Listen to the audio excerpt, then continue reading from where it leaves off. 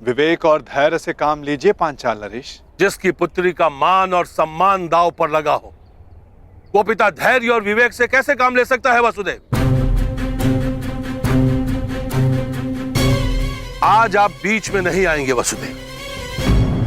आज पांचाल नरेश द्रुपद पर एक नहीं अपितु 5 ब्रह्म हत्याओं का पाप लगना निश्चित है।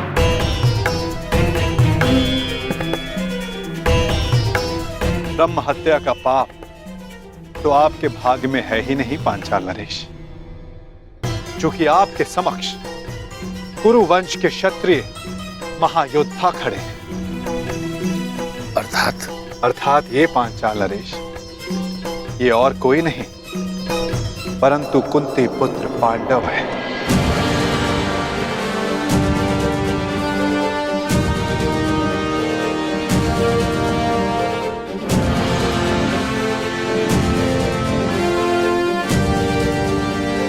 जो सबसे आगे खड़े वो धर्मराज युधिष्ठिर है,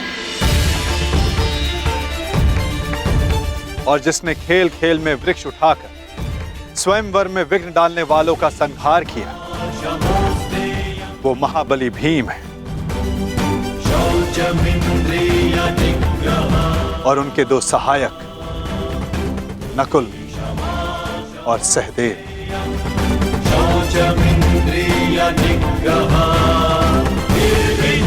और जिसने असाध्य लक्ष्य भेद कर द्रौपदी को वर, वो वही अर्जुन है पांचाल नरेश, जिसे दमाता के रूप में पाने की आपकी आकांक्षा थी।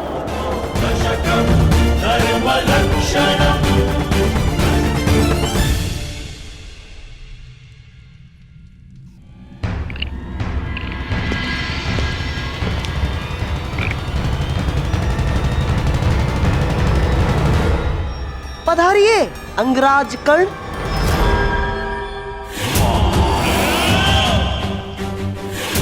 मित्र, तुमने मुझे बुलाया? हाँ। यदि तुम भी यही पूछना चाहते हो कि मैंने उस ब्राह्मण युवक को जाने क्यों,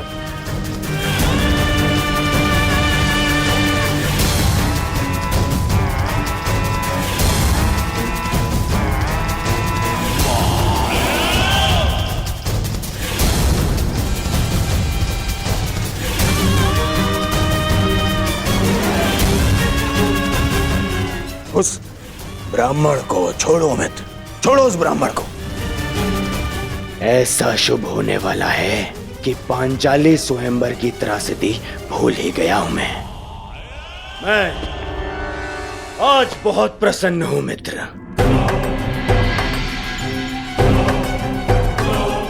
मेरा और तुम्हारा, हम दोनों का स्वप्न पूर्ण होने वाला है।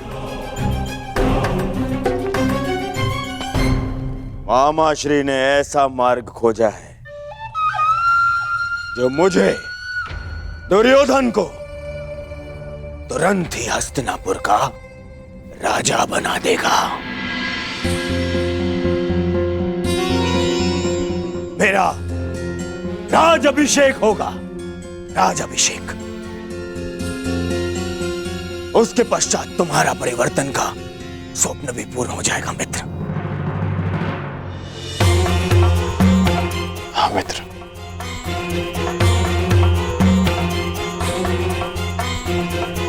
परंतु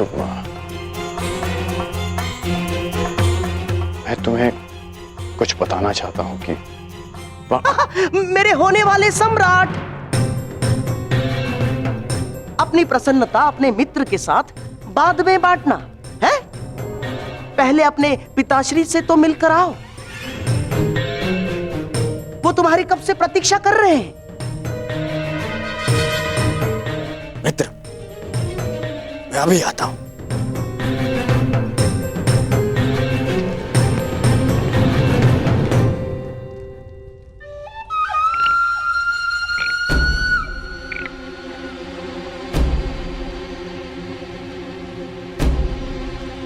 जब तक दुर्योधन लौट आए तब तक चौसर के 2-2 हाथ हो जाए अंगराज कर्ण।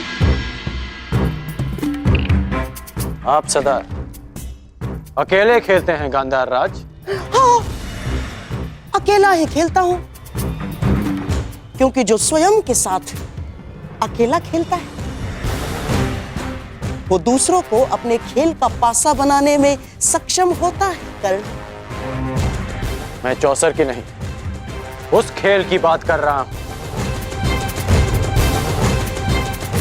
जो आप हस्तिनापुर में खेल रहे हैं। खेल तो तुम भी खेल रहे हो, अंगराज कर्ण, जिसका प्रारंभ तुमने पांचाल स्वयंवर के युद्ध में कर दिया है? सत्य और निष्ठा से कोई भी मनुष्य अपने लक्ष्य तक नहीं पहुंच सकता कर्ण ना। और तुम ये मत भूलना कि तुम दुर्योधन की किसी भी परिस्थिति में साथ देने की प्रतिज्ञा से बंधे हुए हो कर्ण। क्या कहना चाहते हैं आप? यही कि तुम और मैं, केवल हम दोनों ही जानते हैं कि पांडव अभी जीवित हैं।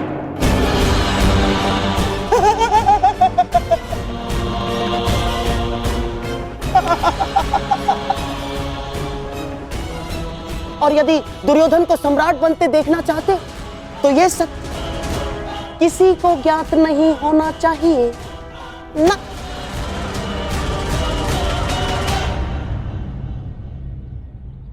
पांचाल नरेश पर ब्रह्म हत्या का दोष नहीं लगेगा, किंतु आप पांचों दोषी।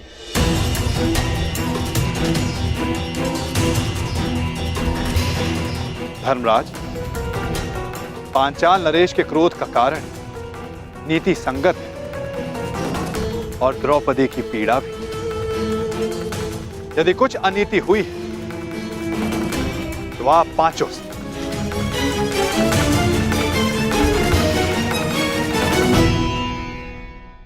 स्त्री कोई वस्तु नहीं जिसे बांट लिया जाए, वो जननी है, वो शक्ति है, वो एक कुल का सम्मान है जिसे बांटा नहीं जा सकता। सर्वप्रथम द्रौपदी को भिक्षा बताना सर्वथा अनुचित था।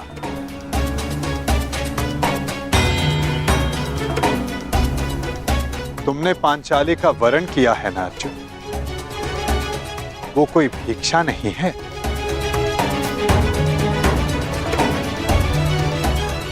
हुआ श्री, वचन सोच समझकर मुख से निकाले जाने चाहिए। अनुचित समय पर निकले अनुचित शब्द ब्रह्मास्त्र से भी अधिक विनाशक सिद्ध होते हैं। माता सदा चाहती है कि उसकी संतान प्रेम से रहे, परंतु बिना परिस्थिति जांचे, बिना परिणाम का आकलन किए कोई निर्णय सुना देना घातक सिद्ध होता है। संतान प्रेम में लिया गया अनुचित निर्णय कभी कभी सृष्टि का चक्र डगमगा देता है बुआ श्री।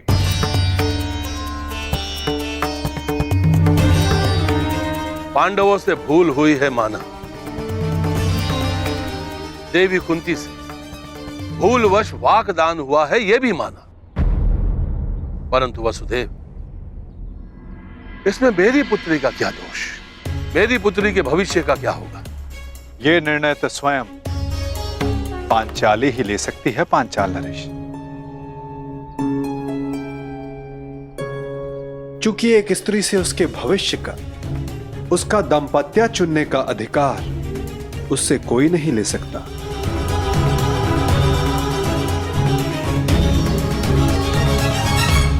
मुझे तुमसे सहानुभूति है सखी, परंतु यह निर्णय तुम्हें स्वयं ही लेना होगा।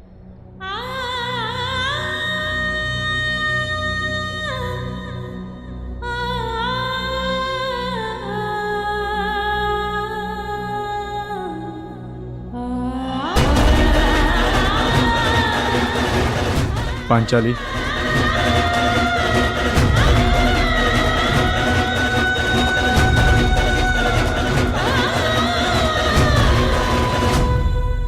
मुझे विश्वास है कर्ण कि तुम ना अपनी प्रतिज्ञा तोड़ोगे और ना ही दुर्योधन का स्वप्न। विश्वास। तुम कुछ कह रहे थे योद्धा की रणनीति के विषय में। एक सच्चा योद्धा युद्ध नीति का पालन करता है। वो ना कारण किसी से युद्ध करता है और ना किसी का अधिकार छीनता है। परंतु ये बात आप कैसे समझ सकते हैं? क्योंकि हाथों में बांसें रखकर षड्यंत्र रचने वाला एक सच्चे योद्धा का मन नहीं समझ सकता। अब मेरी सुनो, राजनीति में सच्चा योद्धा वही है, केवल वही है जो विजयी होना जानता है। वो चाहे धनुष बाण से हो, शस्त्रों के संधान से हो, या चाहे मनुष्य की बुद्धि से हो। तो शकुनी को दुर्बल योद्धा समझने की भूल कभी मत कर बैठना अंगराज कर्ण। सीधे पांव पारा।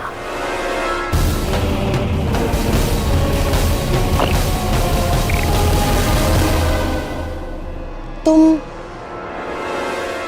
परास्त हो गए कर्ण।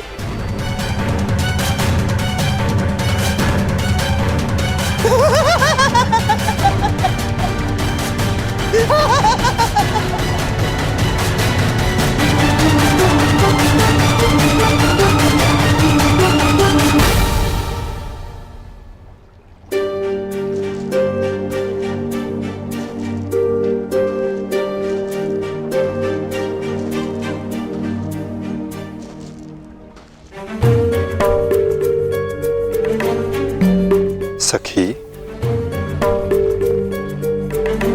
क्यों? किस लिए सखा? आप तो मेरे सखा हैं और सर्व ज्ञाता भी। क्या यही मेरा प्रारब्ध है? फिर क्यों मुझे इस दुविधा में उलझने दिया आपने? तुम्हारे प्रारब्ध का निर्धारण तुम्हारा चयन करेगा सखी। तो क्या चयन करूं मैं वासुदेव? पिताश्री ने यज्ञ करके एक पुत्री की कामना की थी जो अर्जुन से विवाह कर सके, और मैंने भी अपने प्रथम श्वास से यही अनुभव किया है कि अर्जुन को पाना ही मेरे जीवन का प्रयोजन है, और आपने भी इस प्रयोजन को सिद्ध करने में सहयोग दिया। और अब जब ये प्रयोजन सिद्ध हो गया तो एक नई दुविधा उपस्थित हो गई। एक ऐसे पद पर ला खड़ा किया है आपने, समझ ही नहीं आता कि कौन सा पद स्वीकार करूं। क्या इस दुविधा में पड़े रहना ही मेरे जीवन का प्रारब्ध है? हम सब यात्री हैं सखी, और हर यात्री के मार्ग में कभी ना कभी ऐसे मोड़ आते हैं जब वो संशय में घिर जाता है। उस समय तनिक पीछे हटकर परिणाम और उद्देश्य के विषय में सोचना चाहिए। देखना चाहिए कि किस मार्ग पर क्या मिलने वाला है। तनिक विचार करो सखी, यदि तुम पांचों पांडवों से विवाह करने के लिए हां करती हो तो क्या होगा? इतिहास सदा के लिए मुझे 5 पतियों की पत्नी के रूप में जानेगा।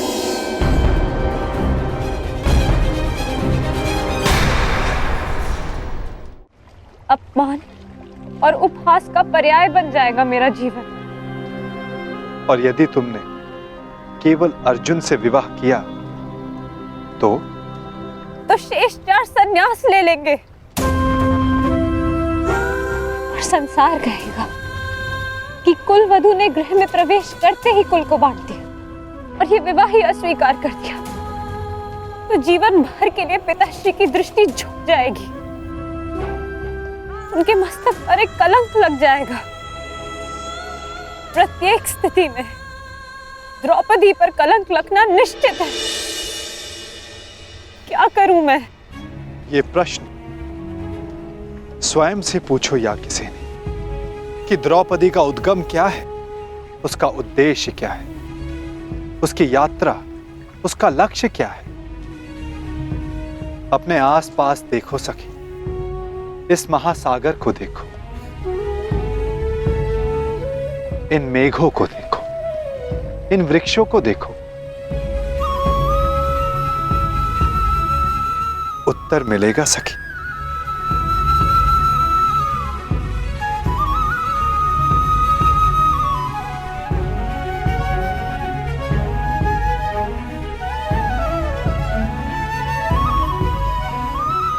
तो क्या कहा इस महासागर ने, इस मेघ, इन वृक्षों ने?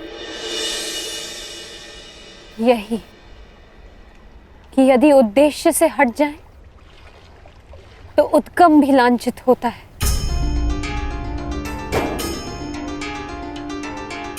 एक बूंद का उद्गम मेघ होता है और उसका उद्देश्य धारा को सींचना। यदि वो इसे अस्वीकार कर दे तो मेघ लांछित होगा। नदी का उद्गम पर्वत है, यदि वो सागर में मिलना अस्वीकार कर दे तो पर्वत लांछित होता है। यदि मैंने ये विवाह स्वीकार किया तो कलंक केवल मुझ पर लगेगा। यदि मैंने ये विवाह अस्वीकार किया तो मेरा उद्गम और उद्देश्य दोनों पर कलंक लगेगा। तो क्या चुना तुमने सखी? यही कि यदि मेरा जन्म इतिहास की धारा को बदलने के लिए हुआ तो इतिहास बनना पड़ेगा मुझे। कदाचित इसलिए ही अग्नि मेरा उद्गम, क्योंकि जीवन भर इसकी ताप को सहना है मुझे।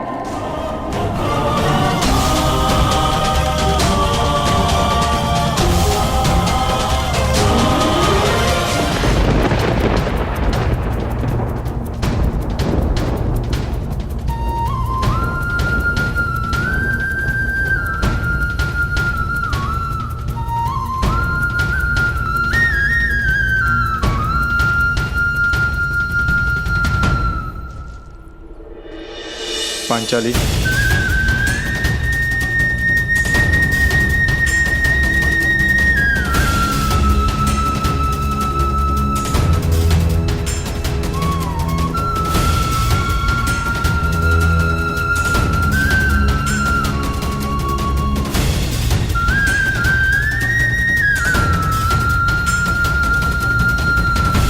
आपसे भूल अवश्य हुई है माताश्री, परंतु इस भूल को मैं नियति समझकर स्वीकार करती हूं।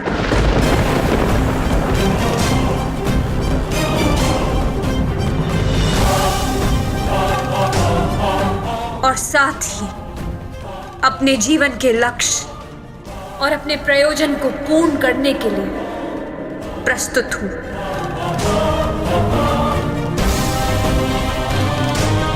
मैं आपके 5 पुत्रों से विवाह करूंगी।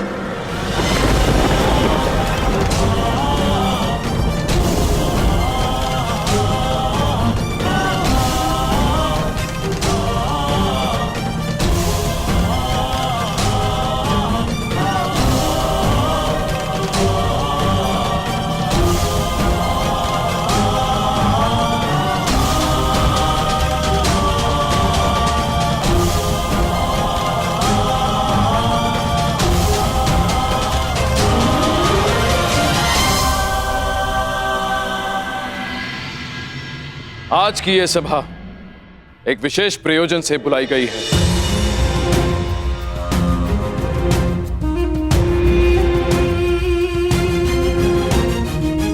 मुझे अनुभव होता है कि युवराज दुर्योधन को सम्राट पद पर बैठाने का समय आ गया है।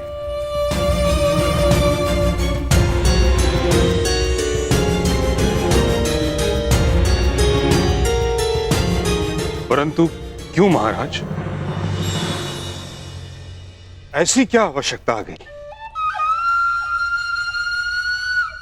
सबसे बड़ी समस्या समय की है ताछरी। कल रात्रि मैंने एक स्वप्न देखा जिसमें मुझे आभास हुआ कि मेरे संन्यास का समय निकट है। सम्राट जब संन्यास ले तो उत्तराधिकारी को सिंहासन संभालना ही होता है। बड़ी इच्छा थी कि अनुज पांडु का पुत्र, कुरुवंश का ज्येष्ठ पुत्र युधिष्ठिर साम्राज्य संभाले, पर नियति ने उसे हमसे छीन लिया।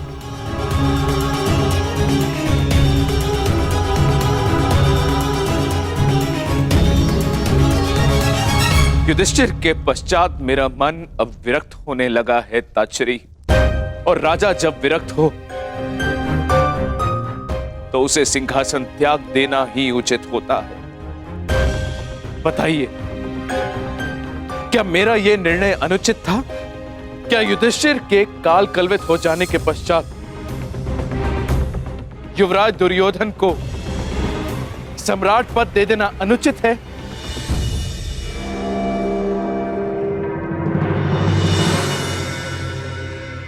यदि नहीं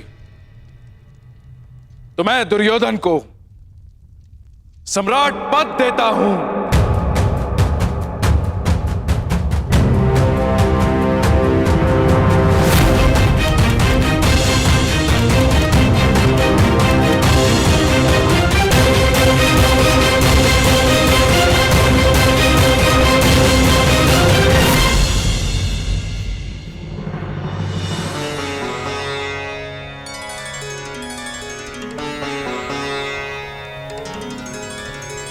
सुमङ्गलीरियं वधूरिमां समेत पश्यत् सौभाग्यस्मै दत्वाया हस्तं विपरेतन् गृह्णामि ते सौभगत्वाय हस्तं मया पत्या जरादष्टि यथ सः भर्गो अर्यमा सविता पुरंधिर्मयम् त्वा दुर्गार्हपत्याय देवः।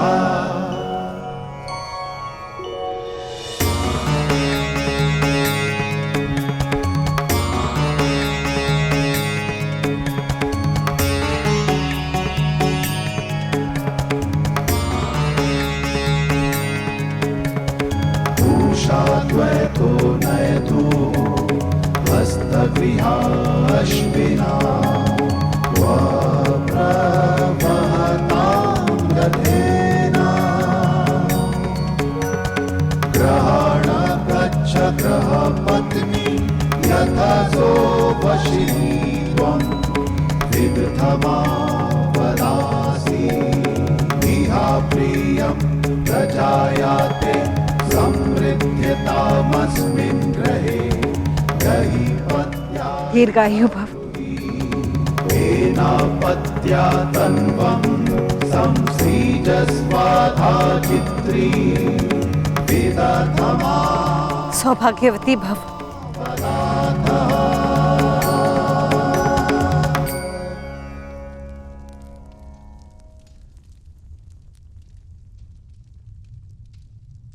आयुष्मान भव।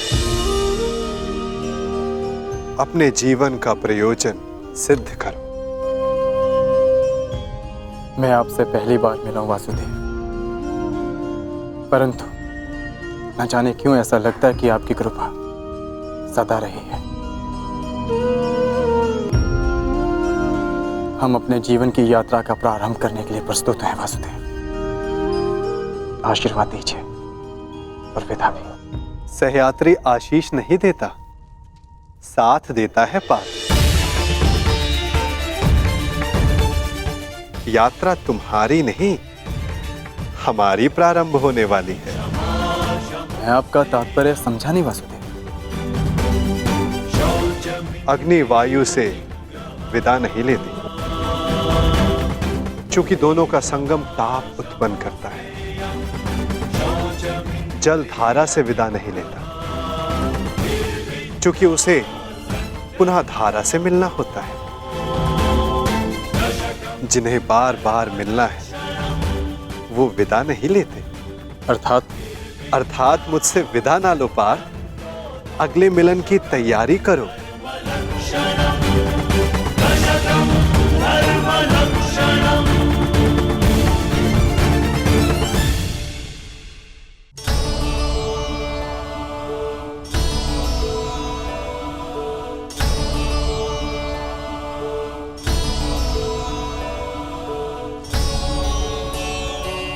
मेरे जन्म पर आपने कहा था कि मेरे जीवन का लक्ष्य अर्जुन से विवाह से कहीं अधिक है। आज मुझे ये अनुभव हो रहा है कि वो लक्ष्य निकट है। निकट तो नया युग है सखी, जिसकी आधारशिला तुम्हें रखनी है। एक वचन दे सकते हैं मधुसूदन? बिना जाने वचन कैसे दे सकता हूं? क्योंकि आप जानते हैं कि मुझे क्या चाहिए।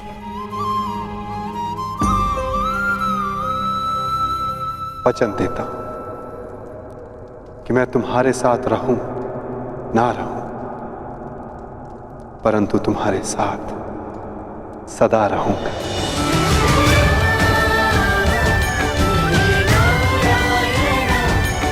आपका साथ मुझे जीवन की यात्रा पूर्ण करने का साहस देता रहेगा सखा।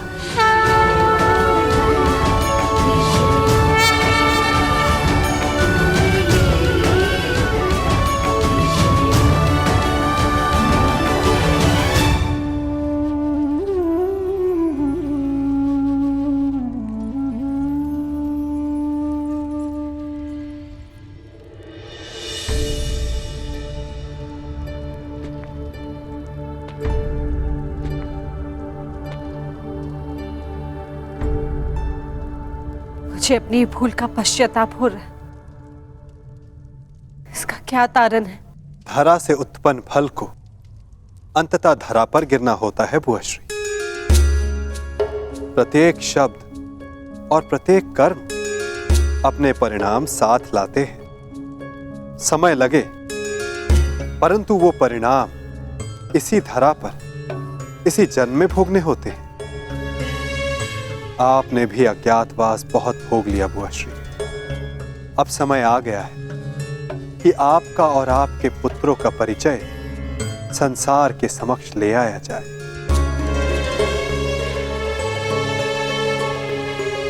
आप चाहते हैं कि हम हस्तिनापुर लौट जाएं? नहीं, हस्तिनापुर चाहता है कि वहां धर्म स्थापना हो। हस्तिनापुर आप सबको पुकार रहा है बुआ, और धर्म रथ के 5 चक्र आपके पास है। हस्तिनापुर लौटने का समय हो गया है बुआश्री।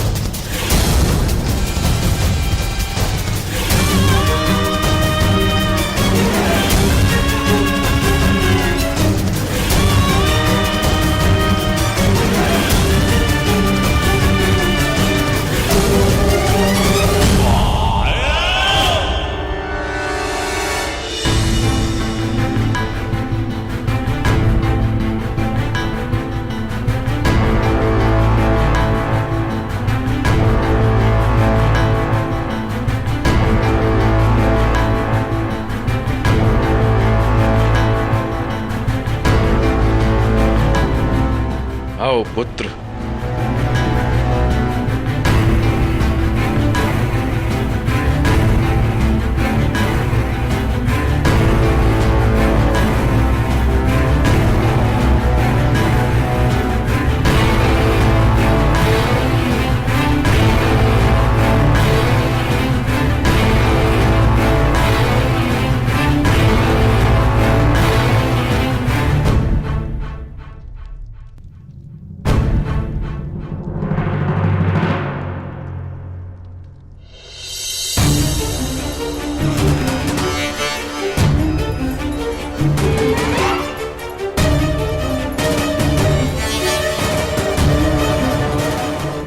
हम दोनों ही जानते हैं कि पांडव अभी जीवित हैं, और यदि दुर्योधन को सम्राट बनते देखना चाहते तो यह सत्य किसी को ज्ञात नहीं होना चाहिए।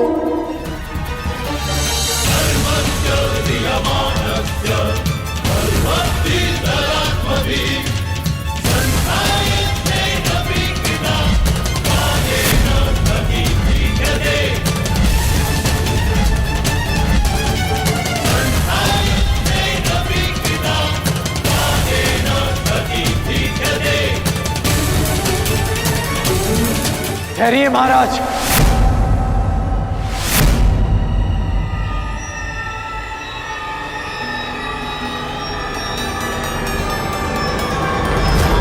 ये राज्याभिषेक नहीं हो सकता।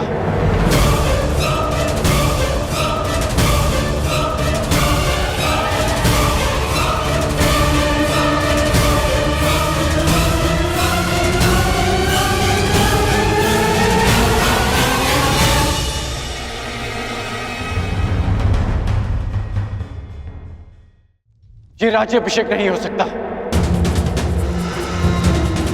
क्योंकि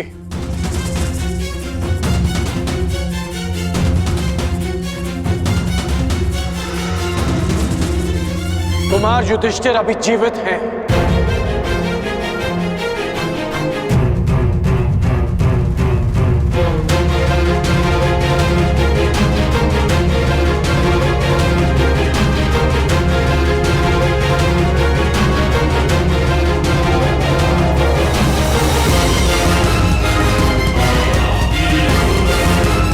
सारे पांडव अभी जीवित हैं।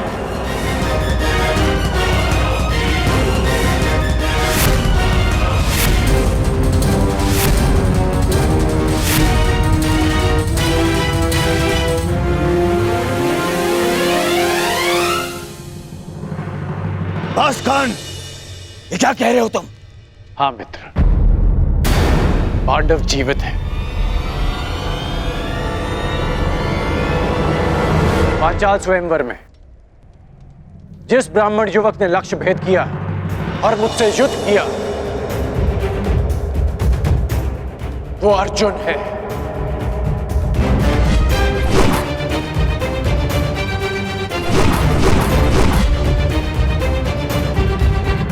और जिस ब्राह्मण ने वृक्ष उखाड़कर तुमसे युद्ध किया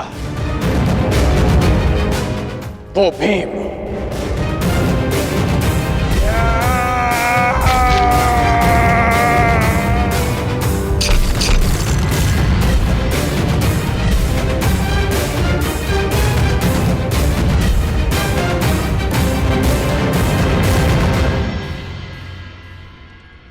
कर्ण, क्या तुम सत्य कह रहे हो?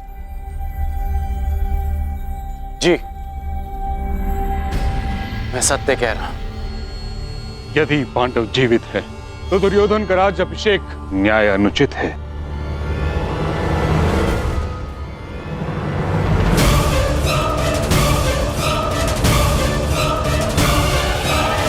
ना ही उसे राजपद देना।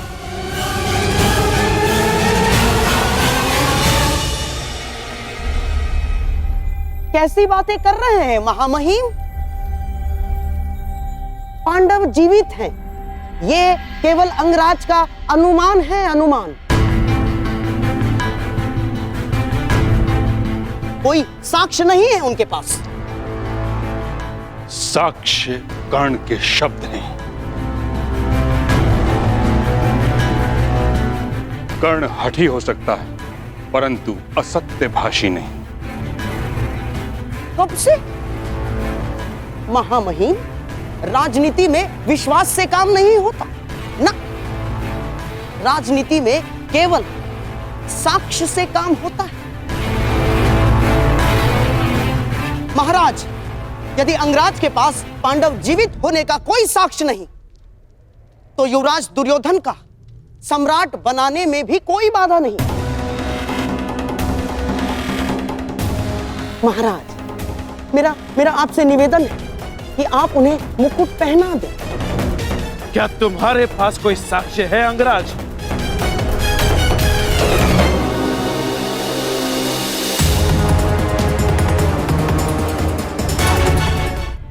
मेरा आपसे निवेदन है कि आप उन्हें मुकुट पहना दें। क्या तुम्हारे पास कोई साक्ष्य है अंगराज? महाराज, जो मेरे बाणों को काट सके वो केवल अर्जुन के ही बाण हो सकते हैं।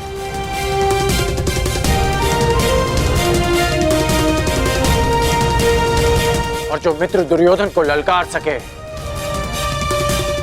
वो केवल भीम ही हो सकता है। यह भी केवल तुम्हारा अनुमान है कर्ण। मैं साक्ष्य की बात कर रहा हूं। कभी कभी अनुमान भी सत्य सिद्ध होते हैं महाराज। मेरा प्रश्न यह है विदुर, यदि पांडव जीवित हैं तो वो अभी तक हस्तिनापुर क्यों नहीं आए? इतने समय तक छिपे क्यों रहे? क्या कोई उत्तर है तुम्हारे पास?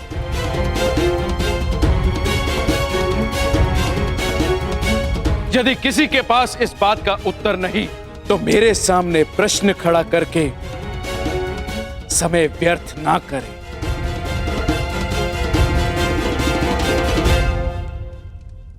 तो मेरा निर्णय है कि दुर्योधन का राज्य अभिषेक होगा।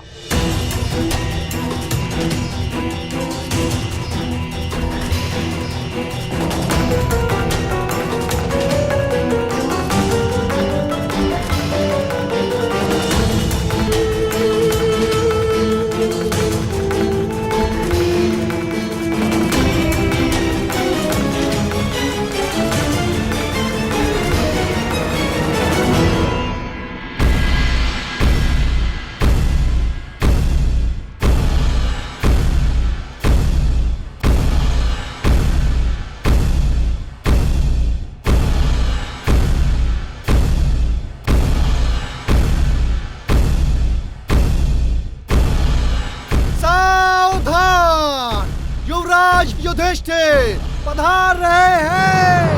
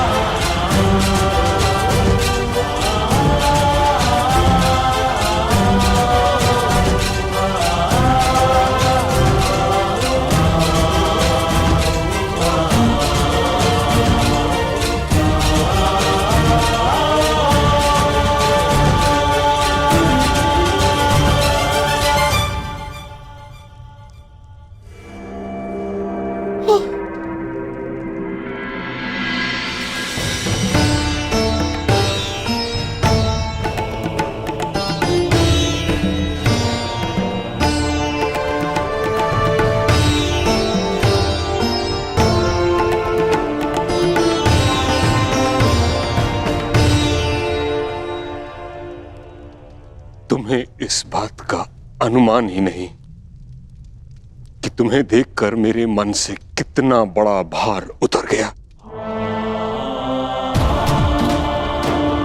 यह अनुभूति एक शूल की भांति मेरे मन में चुभ रही थी कि जिन प्रिय पांडु पुत्रों को मैं अपने उत्तरदायित्व पर हस्तिनापुर लाया था उनकी रक्षा नहीं कर पाया।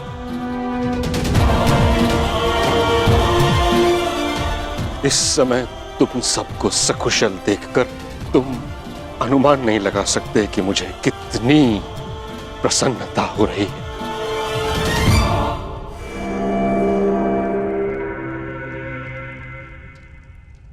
आपको प्रसन्न देख हमें भी प्रसन्नता हुई पितामह। हस्तिनापुर में स्वागत है युवराज।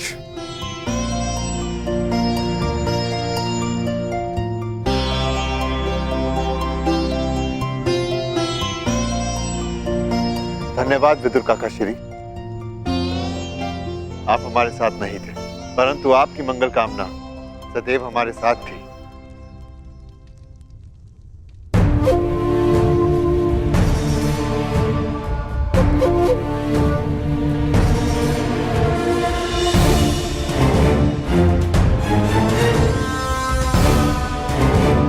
मेरे पुत्रों,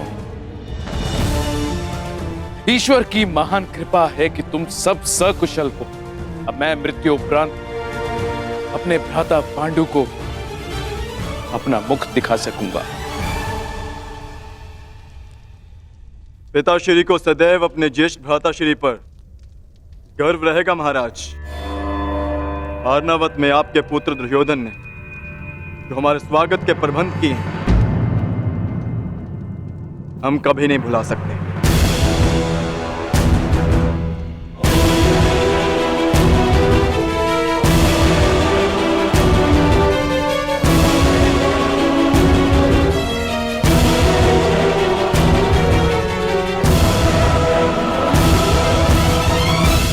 पुत्र युधिष्ठिर, एक प्रश्न मेरे मन को व्यथित कर रहा है।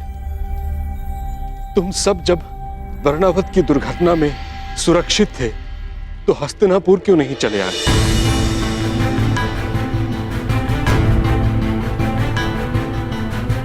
बताओ पुत्र, तुमने हमें कोई संदेश क्यों नहीं भेजा?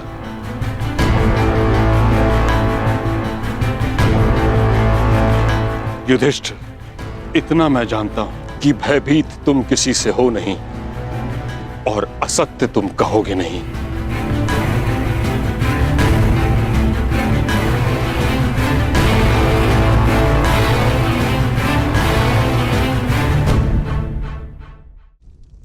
बताओ।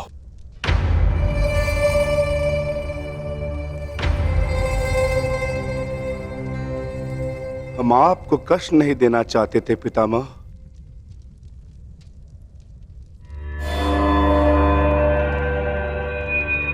परंतु कुछ दिनों के लिए किसी को संतोष देना चाहते थे।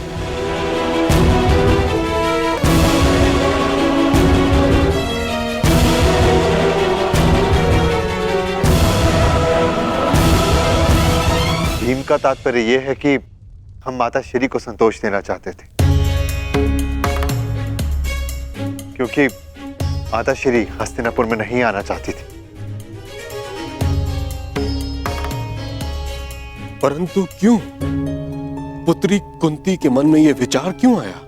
क्योंकि मैं चाहती थी मेरे पुत्र सामान्य जीवन जिए।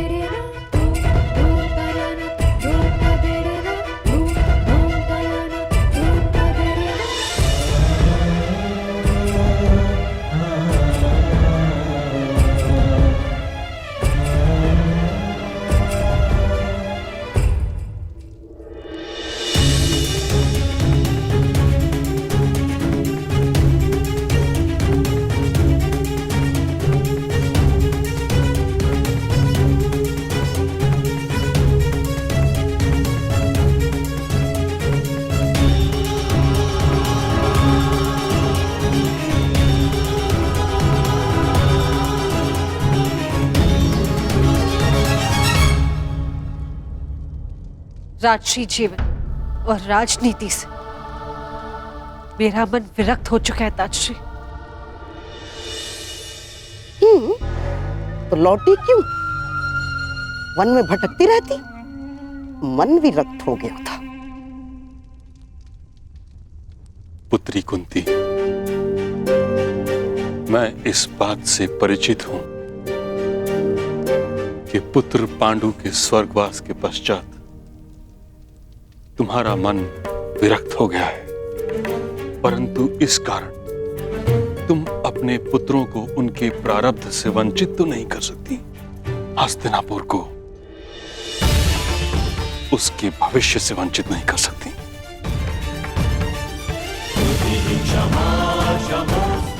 कुंती पुत्री,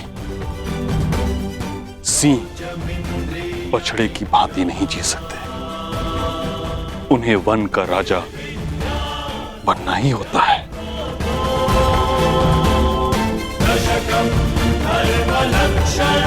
यदि तुमने यहां आने में थोड़ा विलंब किया होता तो यहां घोर अनर्थ हो जाता।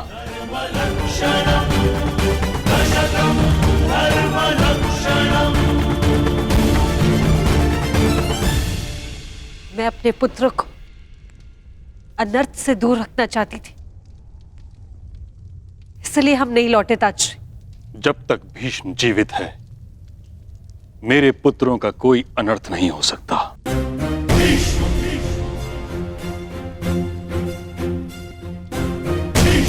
यदि कोई अनर्थ का बाण उनकी ओर आएगा तो उसे सर्वप्रथम भीष्म की ढाल का सामना करना होगा।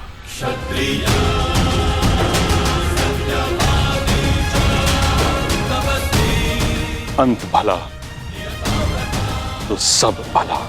हस्तिनापुर अपने भविष्य का स्वागत करता है।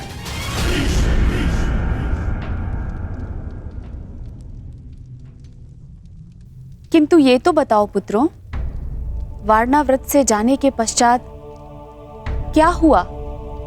कहाँ रहे तुम लोग? होना क्या है? सूर्य के तेज को मेघ कब तक रोकेगा?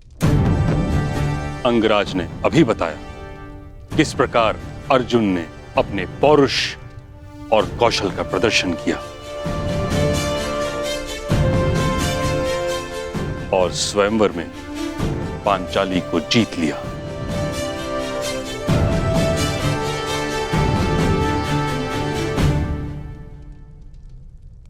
हस्तिनापुर की कुलवधू कहां है? उसे संग नहीं लाए।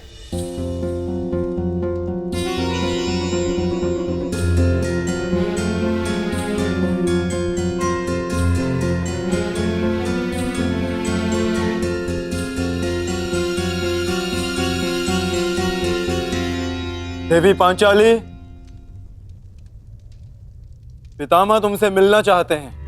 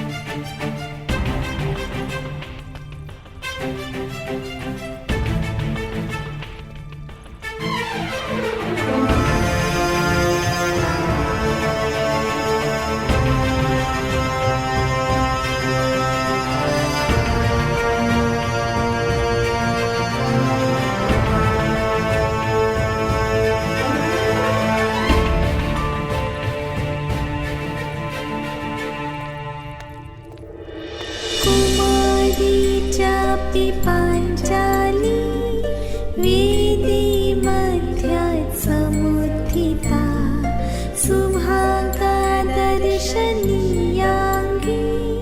स्वसीताय तलोचना।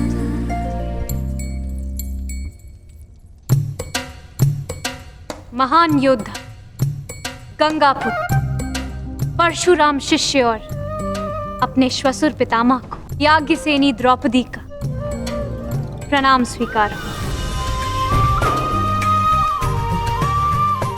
अपने परिचय के लिए जिन शब्दों का चयन तुमने किया है यज्ञसेनी, उससे तुम्हारे गुण, तुम्हारा ज्ञान, बड़ों का आदर और तुम्हारे चरित्र की श्रेष्ठता सिद्ध होती है।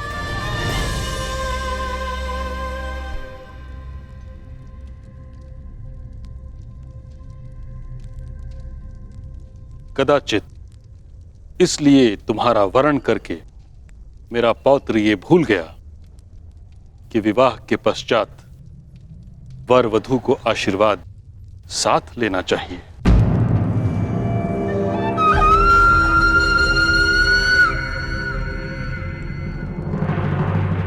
क्या हुआ धर्मराज? आपका मुख मलिन क्यों हो गया?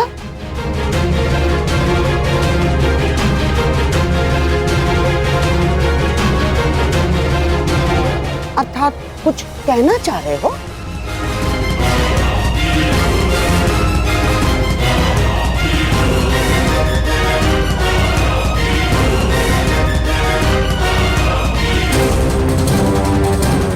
अर्जुन, आशीर्वाद लेने के लिए आगे नहीं बढ़ोगे?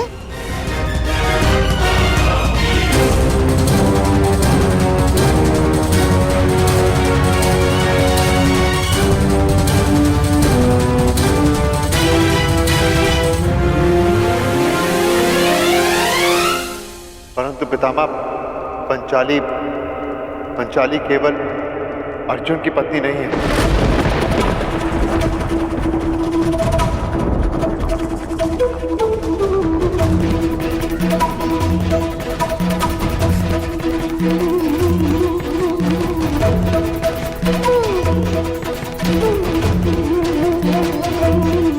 ये कैसा उपहास है पुत्र?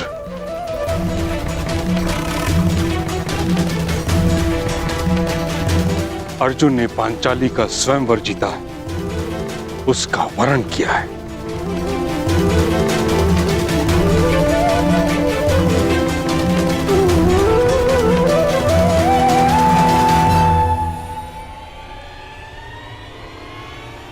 परंतु पंचाली से हम पांचों ने विवाह किया।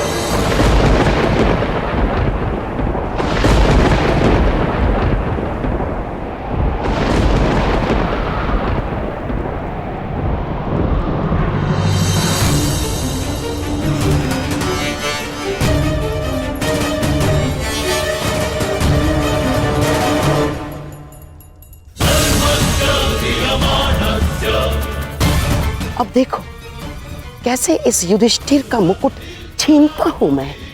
ये क्या कर दिया तुम लोगों ने? ये क्या कर दिया?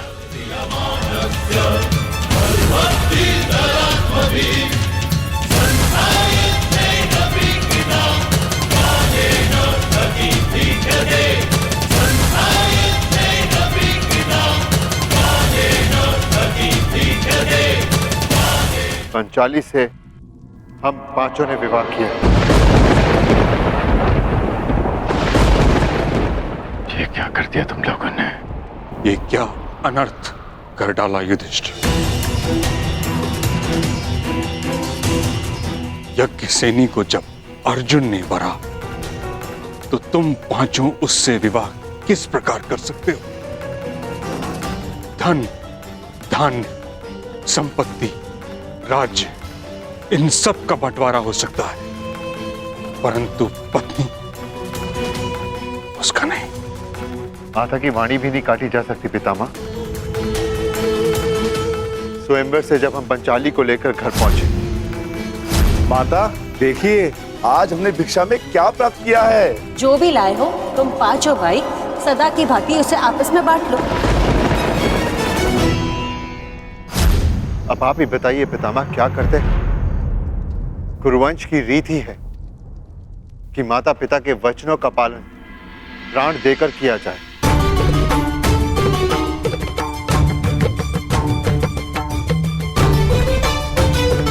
एक माता 5 पुत्रों को जन्म दे, यह नीति संगत है, परंतु एक स्त्री से 5 पुरुष विवाह नहीं कर सकते।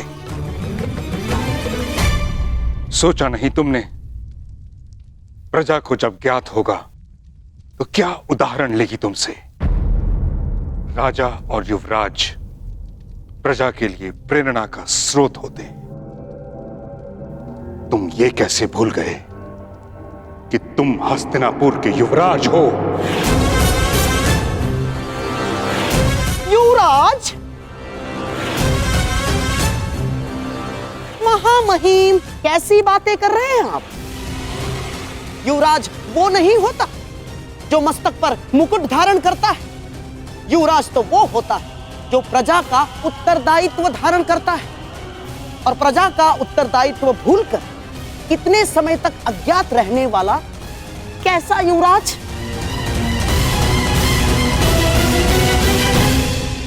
और महामहिम, युवराज तो वो होता है जो अपने वश से बाहर जाकर भी एक स्त्री की मर्यादा की रक्षा करता है। और हां, जिसने एक ही स्त्री को 5 पुरुषों से विवाह करने के लिए विवश कर डाला, वो कैसा युवराज महामहिम? क्षमा चाहती हूँ गांधार नरेश। यूं भरी सभा में बड़ों के समक्ष बोलना कुलवधू की मर्यादा नहीं, परंतु एक पति का अपमान सहना भी एक पत्नी का धर्म नहीं। मुझे इस विवाह के लिए किसी ने विवश नहीं किया। आर्य अर्जुन के अतिरिक्त शेष पांडव भाई संन्यास को तत्पर थे। मैंने ये विवाह स्वेच्छा से किया है, विवश होकर नहीं। अपनी इच्छा से? मैं नहीं मान सकता याज्ञसेनी।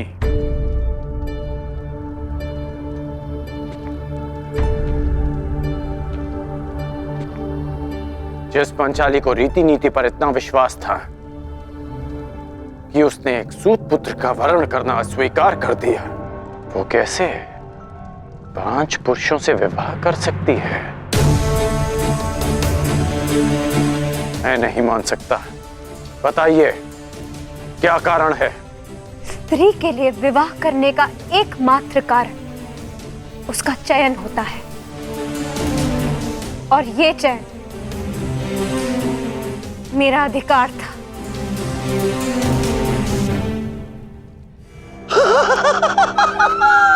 अद्भुत, अद्भुत! हस्तिनापुर का युवराज हस्तिनापुर को कलंकित कर देने वाले कर्म का पक्ष ले रहा है, और कुल को कलंक देने वाली कुलवधू उसे उचित चयन और उचित अधिकार सिद्ध कर रही है। महामहिम, क्या लगता है आपको, क्या ऐसे व्यक्ति को हस्तिनापुर का सम्राट बना देना हस्तिनापुर के हित में होगा?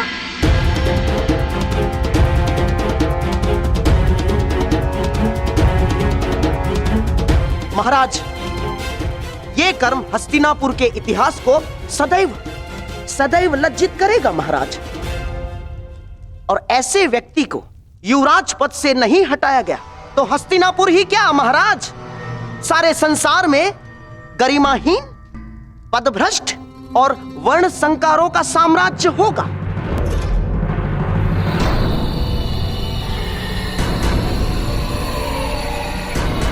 युधिष्ठिर, तुम तो धर्म के प्रतीक हो पुत्र।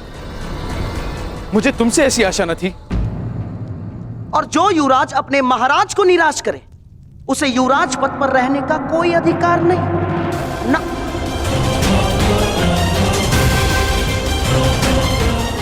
कौन अधिकारी है और कौन षड्यंत्रकारी, इसकी व्याख्या की जाएगी तो गूंज गांधार तक जाएगी मामाश्री। युवराज पद ज्येष्ठ भ्राताश्री को दान में नहीं मिला, अपने पौरुष, पराक्रम और बल से अर्जित किया है हमने। हस्तिनापुर के युवराज होने का अधिकार केवल और केवल ज्येष्ठ भ्राता श्री युधिष्ठिर का है।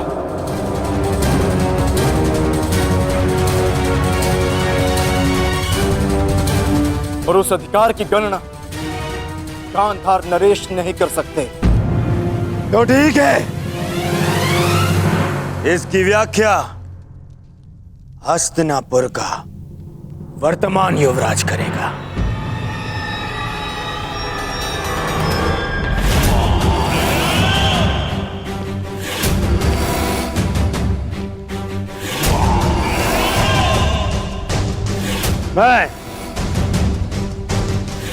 भामाश्री के मत का समर्थन करता हूं। युवराज भावी सम्राट होता है, उस पर प्रजा और समाज में नैतिकता के मानदंड को स्थापित करने का उत्तरदायित्व होता है।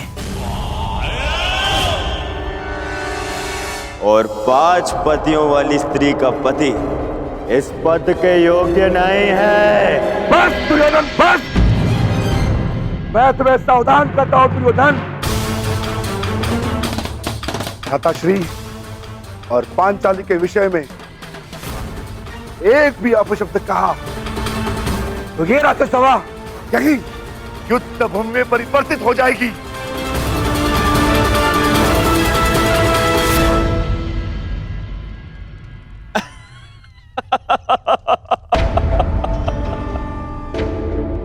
भीम, गरजने वाले मेघों से मूषक और हिरण भयभीत होते हैं, देह नहीं। और युद्ध से कायर भयभीत होते हैं, योद्धा नहीं। मुझे ये युद्ध स्वीकार है।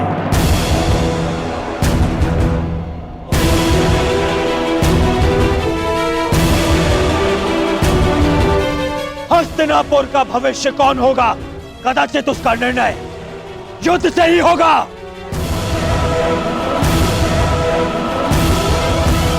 मैं दुर्योधन तुम पांडवों को युद्ध के लिए चुनौती देता।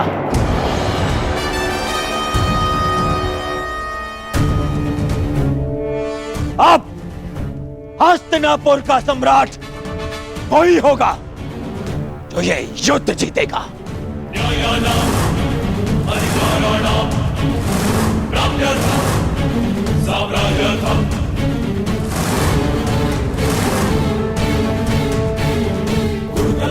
चुनौती किसे दे रहे हो दुर्योधन?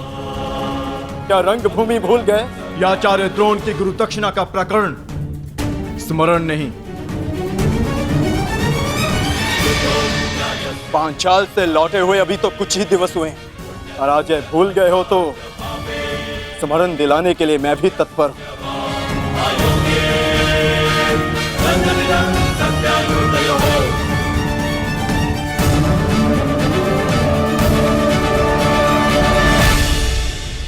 यदि ऐसा है तो तुम भी मत भूलना अर्जुन, कि रंगभूमि का हमारा द्वंद्व विशेष है।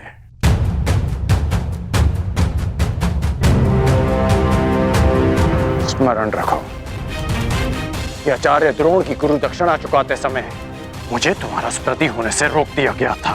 अवसर तो पांचाली के स्वयंवर के पश्चात भी था अंगराज। पांचाली के स्वयंवर में मैंने अपने बाणों को रोका ताकि कोई ये ना कह सके कि किसी के स्वयंवर को मैंने अपनी विजय का बहाना बनाया। मैं चुप रहा क्योंकि वर्ण पांचाली का अधिकार था, परंतु यदि तुम मेरे मित्र का अधिकार छीनने आए हो तो मैं तुम्हें युद्ध के लिए ललकारता हूं।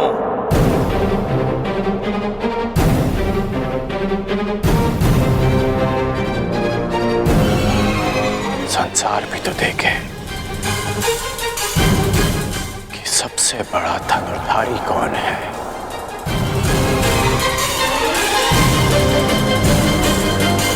यदि विजय तुम्हारी हुई तो हस्तिनापुर का सिंहासन कुमार युधिष्ठिर का,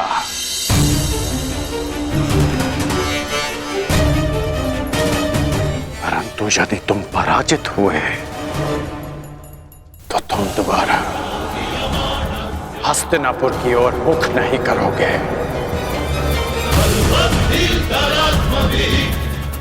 मुझे यह चुनौती स्वीकार है।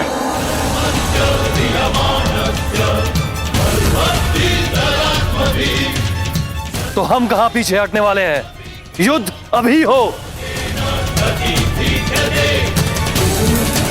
बस, राज्यसभा की एक मर्यादा होती है, उसका उल्लंघन उचित नहीं।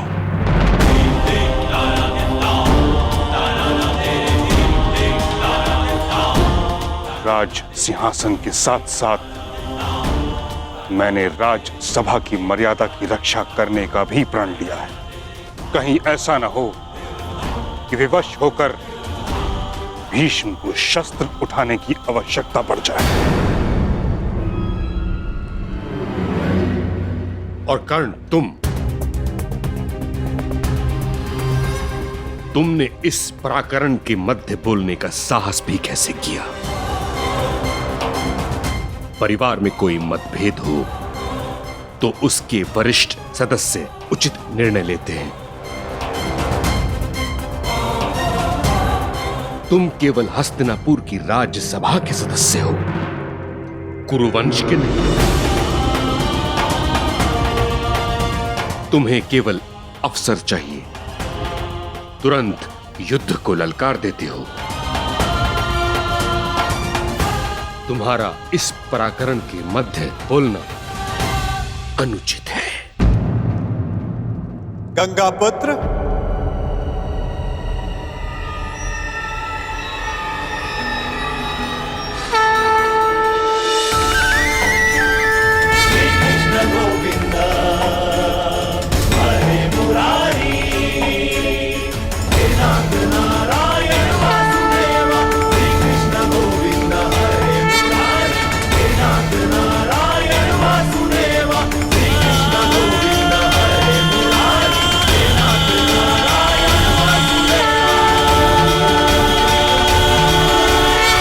कर्ण ने कुछ अनुचित नहीं कहा।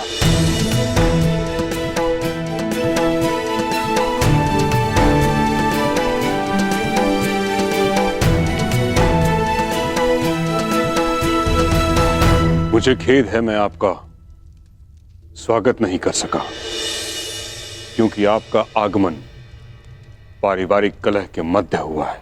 पारिवारिक कलह के कारण ही मैं यहां आया हूं गंगापुत्र।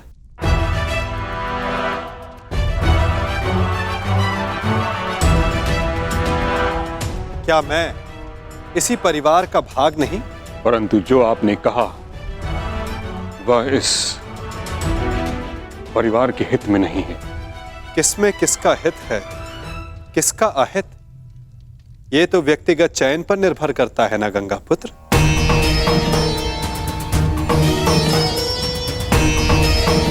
यदि अर्जुन का अपने ज्येष्ठ भ्राता के लिए शस्त्र उठाना उचित है, तो अपने मित्र के लिए कर्ण का शस्त्र उठाना कहां अनुचित है?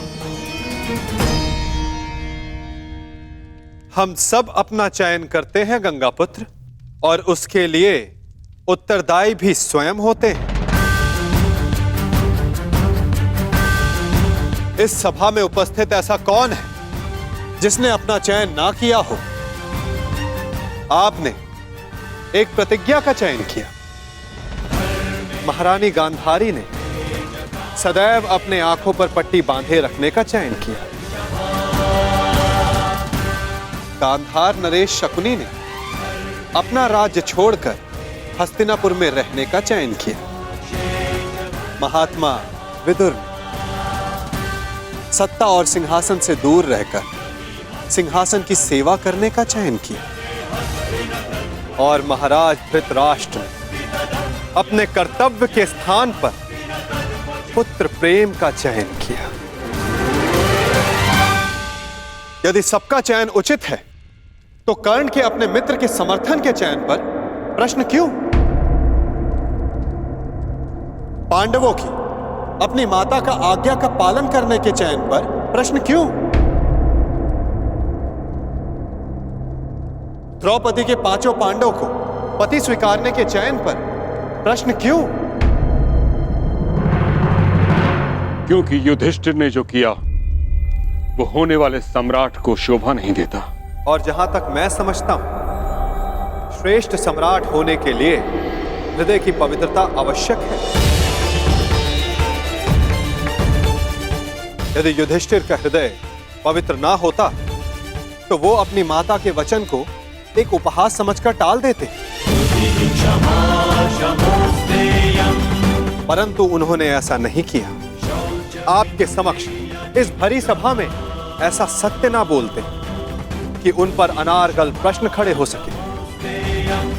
मुझे ये पूर्ण विश्वास है कि युधिष्ठिर हस्तिनापुर के सम्राट होने के लिए सबसे अधिक योग्य है।